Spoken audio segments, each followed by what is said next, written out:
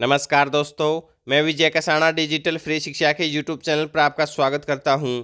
दोस्तों, HSC CET group D की cut off हमने आपको बता दी थी। ऑफिशियल आंसर के आने के बाद विस्तार से कट ऑफ आपको बताई थी। किस कैटेगरी के कितने युवाओं ने एग्ज़ाम दिया है और किस कैटेगरी की क्या कट ऑफ रह सकती है, ये विस्तार से चर्चा हुई थी। लेकिन इस कट ऑफ के ऊपर असर पड़ सकता है। कब साथियों? असर पड़ने का मतलब ये है कि ये कट ऑफ कम हो सकती है।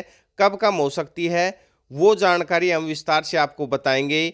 उससे पहले अगर आपने अभी तक चैनल को सब्सक्राइब नहीं किया है तो साथियों चैनल को सब्सक्राइब जरूर कर लें, क्योंकि हरियाणा का विश्वसनीय चैनल जो लगातार आप तक अपडेट पहुंचाता है।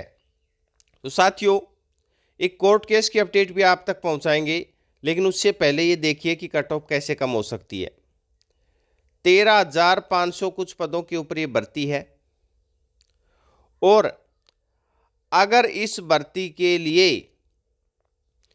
पहले डीवी होता है या प्रोविजनल रिजल्ट हम कह सकते हैं साथियों, यानी कि बिना सोशियो इकोनॉमिक क्राइटेरिया के नंबर ऐड किए हुए अगर रिजल्ट आता है, यानी कि पहले बिना सोशियो इकोनॉमिक क्राइटेरिया के नंबर ऐड किए हुए रिजल्ट आए और उसके बाद साथियों डीवी हो, उसके बाद डीवी हो और फिर सोशियो इकोनॉमिक क्राइटेरिया के नंबर ऐड किए जाएं, तो इस भर्ती में कुछ कट ऑफ कम जा सकती है। क्यों साथियों? हम जो भी बात करते हैं विदाउट प्रूफ नहीं करते हैं।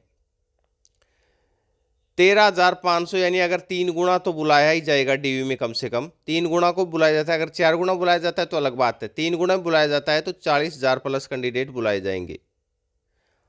अब आप सोच रहे होंगे 40,000 प्लस की तो बात आपकी सही है, लेकिन इसमें कट ऑफ फाइनल रिजल्ट की बात कर रहे हैं, वो कम कैसे जाएगी? वो साथियों कम इसलिए जाएगी क्योंकि आपने देखा होगा, चाहे कलरक भर्ती हो, यानी कि जब से एचएससी के चेयरमैन की कुर्सी भोपाल सिंह जी खत्री ने संभाली है, ये साथियों उनकी बहुत बड़ी खूबी मानिएगा। क्योंकि चाहे कलरक भर्ती का आपको पता है, कोर्ट की वजह से जो 2-3 क्वेश्चन के रिवाइज आंसर की जारी की गई थी और रिवाइज रिजल्ट जारी हुआ था, उसके बाद वो डीवी हुआ था। उस डीवी में बायोमेट्रिक प्रोसेस और साथियों उसमें ऐसे कैंडिडेट भी नहीं पहुंचे थे तो जो ज्वाइनिंग कर चुके थे कलरक भर्ती में।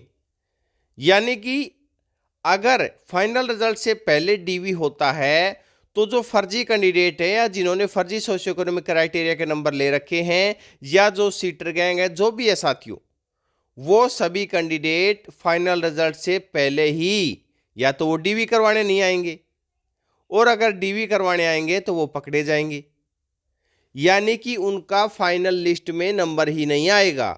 जो कैंडिडेट फर्जी, वैसे तो साथियों अब की बार इतना एक्टिव था एचएससी या एनटीए का सिस्टम कि जो कैंडिडेट फर्जी बैठे थे या जो पुलिस कांस्टेबल हो या पुलिस सब इंस्पेक्टर हो जो पकड़े गए थे साथियों, जो कैंडिडेट दूसरे की जगह एग्जाम देते हुए, उनके ऊपर कार्रवाई हरियाणा सरकार ने कर दी है। इसके अलावा और भी साथियों कई कड़ी जो भी निकली थी कि जहां भी सेंटर पर ऐसा लगा कि यहां सीटर गैंग एक्टिव है, या जो अब की बार साथियों जो पहले ही फेस डिटेक्टर का जो ऑटोमेटिक सिस्टम लगाया गया था उससे काफी कैंडिडेट गिरफ्त में आए हैं। लेकिन फिर भी सोशियो इकोनॉमिक क्राइटेरिया के फर्जी नंबर वाले तो नहीं पकड़े गए। उन्होंने तो फॉर्म अप्लाई कर रखा है और नंबर मांग रखे हैं, लेकिन उनके नंबर बन नहीं रहे हैं, तो वो सब डीवी में बाहर हो जाएंगे। डीवी में क्योंकि आपने आंकड़ा देखा होगा कि 1 लाख से ज्यादा कैंडिडेट फर्जी हैं जिन्होंने नंबर मांग रखे हैं सोशियो इकोनॉमिक क्राइटेरिया के। ये तो है ट्रिपल पी का डाटा।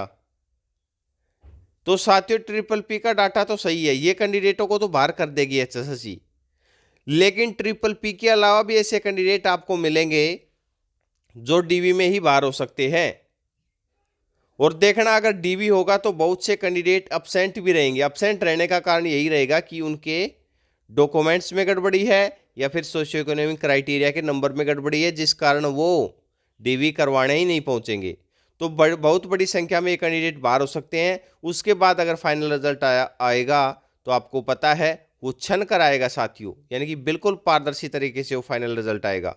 तो पहले अगर डीवी होता है तो वो युवाओं के लिए फायदेमंद रहेगा और कट ऑफ के ऊपर असर भी डालेगा। आज कोर्ट केस की बात करें तो साथियों, आज जो कोर्ट केस या ग्रुप डी रिजल्ट के ऊपर स्टे की बात चली थी, अफवाह उड़ी थी, उस केस के ऊपर जो अर्पित अहलावत वाला केस है उसके ऊपर आज की सुनवाई है। और इस सुनवाई में क्या रहता है ये तो जब सुनवाई होगी तभी कंफर्म आपको बता पाएंगे, लेकिन सुनवाई के बारे में जो भी अपडेट होगा वो आपके साथ जरूर शेयर किया जाएगा। ऐसे ही जो भी भर्तियों से रिलेटेड न्यूज़ है वो आप तक पहुंचाते रहेंगे। अपना कीमती समय देने के लिए बहुत बहुत धन्यवाद।